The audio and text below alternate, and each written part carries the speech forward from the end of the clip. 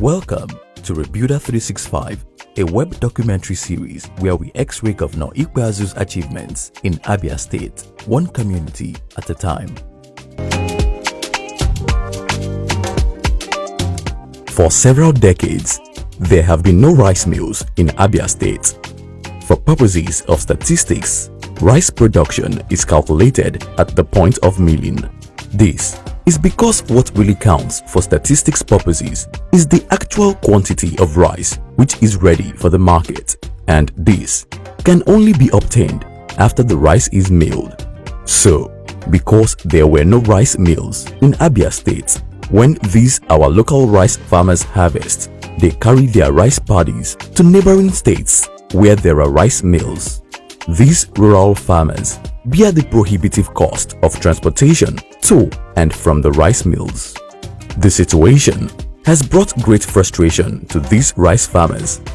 This was what propelled Governor Okezie Ikpeazu into setting up small rice mills in rice-producing communities to, at least, provide these farmers a viable alternative to the stress of moving their rice paddies to other states and spending so much on transport, which most times wipe off their profit margin. But I took this rice mill to local governments that have rice. Acha in Isukwato local government is the rice basin of that local government. So there's a mill there. Uzuakole is the rice basin of Bende. There's a mill there, and so on and so forth. So I set up my small mills. They are not the huge, big type of, but they are mills that can satisfy local production and all of that. And the idea is for me to create small economies in various local governments and reverse the rural to urban trend. Recently, we just officially flagged off the Abia State rice production, Osikapa Abia, the developmental idea of the governor to create wealth and food security through agriculture, more especially on the area of rice production. Our target is to produce enough rice for our local consumption, and if we are able to have an overflow, then we can sell to others. Ikpeazu's intervention isn't just about the rice mills. He had gone a step further by causing the state government to purchase a high-yield brand of rice seedlings for distribution to rice farmers free of charge.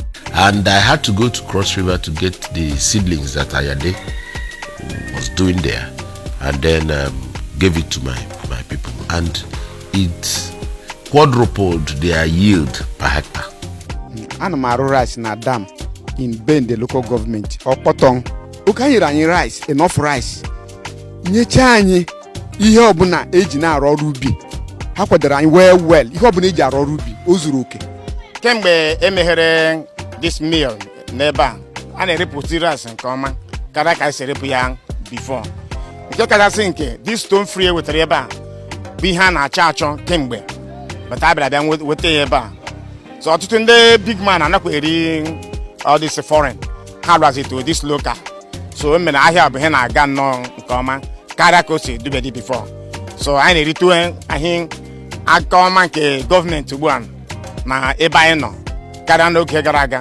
Echemiko nwa ọrụ ọzọ nga na-arụ dị na-aga ọrụ rice ahụ because of otugo Abia State gọọmenti si na-asọpọtụ obi dị m ụtọ nke ukwuu.